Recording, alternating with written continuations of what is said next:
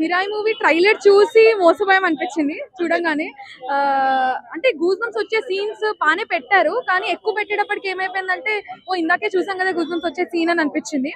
And also కొన్ని tracks అనవసరంగా పెట్టారు అనిపించింది. కామెడీ ట్రాక్ ఒకటి ఉంటే సరిపోతుంది, రెండు పెట్టేటప్పటికి కన్ఫ్యూజన్ గా ఉంది. అండ్ ఇంటర్వెల్ ఎప్పుడు వస్తుందా అని ఎదురు చూస్తున్నాం. అంటే ఇంటర్వెల్ బ్యాంగర్స్ ఇంటర్వెల్ కంటే ముందు 2-3 ఇచ్చారు. సో అవి ఇంటర్వెల్ బ్యాంగర్ అనుకునే లోపల ఇంటర్వెల్ రాలేదు. సో కొంచెం ఓకే అని అనిపించింది. ఫస్ట్ హాఫ్ లోనే మనకి మొత్తం మూవీ అంటూ అర్థమైపోతుంది, అసలు మొత్తం ఎండింగ్ కూడా ఎట్లుంటుందో మనం ఎక్స్పెక్ట్ చేసేయచ్చు. ప్రభాస్ గారిది ఎట్లా?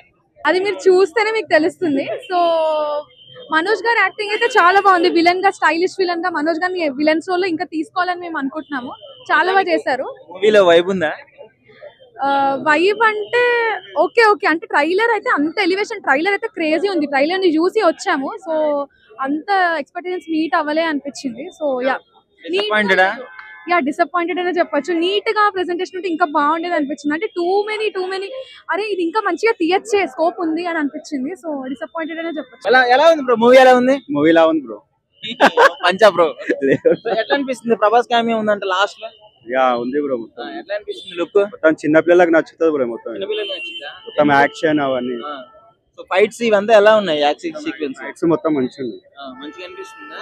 సో తేజస్ యాక్టింగ్ అవ్వచ్చు, మన పాప హీరోయిన్ మొత్తం ఒక 5 times చూసినా మంచిగా ఉంటది బ్రో. మళ్ళీ బీజిఎం ఇదంతా బ్యాక్గ్రౌండ్ బీజిఎం మంచిగా హిట్ మొత్తానికి. మొత్తం హిట్, సూపర్ హిట్. రేటింగ్ ఎంత? 5 కి 4.3. సాంగ్స్ సాంగ్స్ వైబ్ ఉందా మూవీలో? వస్తుంది బ్రో వైబ్.